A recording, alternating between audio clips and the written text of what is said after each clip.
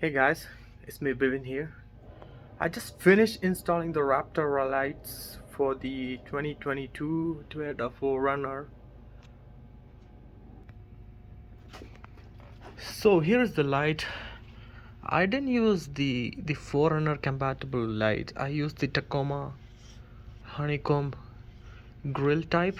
So it was a little bit hard to fit in here because the 2022 4Runner, they changed the whole top part of the grill. It's no longer honeycomb, it just two slot. This thing comes in middle, and it makes a little bit difficult to find the parts actually. So I used the Tacoma Raptor lights.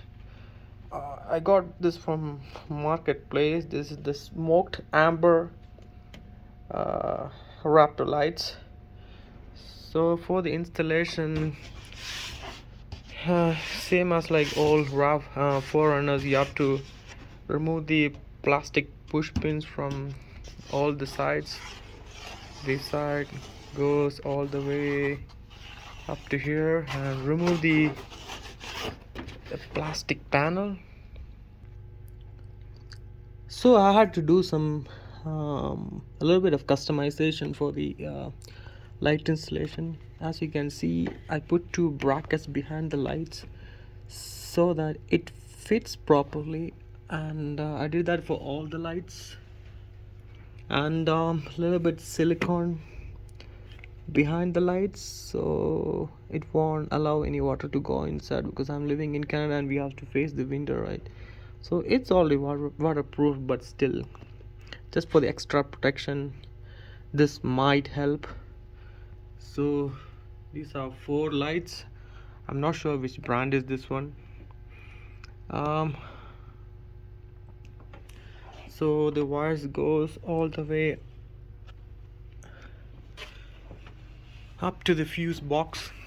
So I covered up the red wire, the hot wire, with the plastic loom, and it goes inside the fuse box.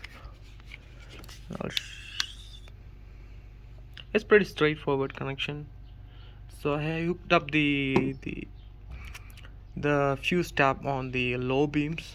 I'm not sure if that works as per some of the YouTube video. That's what they say, but I'll try and see if it works. And the problem with some of the fuses here, because for the 4Runner, they have changed the fuse box setup. Let me show you how it looks like. So this is how the 2022 4Runner inside fuse box looks like. As per some of the video, they said I have to remove this 10 amp fuse and tap it. When I did that, the light actually works, but the problem I face is I cannot close the fuse box because this panel right here is raised up. It's almost an inch. It's raised, so I don't think so for the old 4Runner they have this kind of setup. So that makes it difficult to close the fuse box. So what I did, I tap onto the low beam headlights. So I think it works, and I have used the 15 amp fuse, and below that the original 10 amp fuse for the low beam. That's pretty much it. So let me close the fuse box.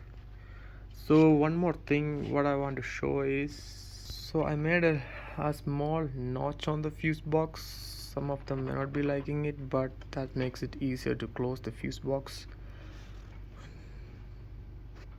So this is how the lights looks like. I think it's okay, right? Okay.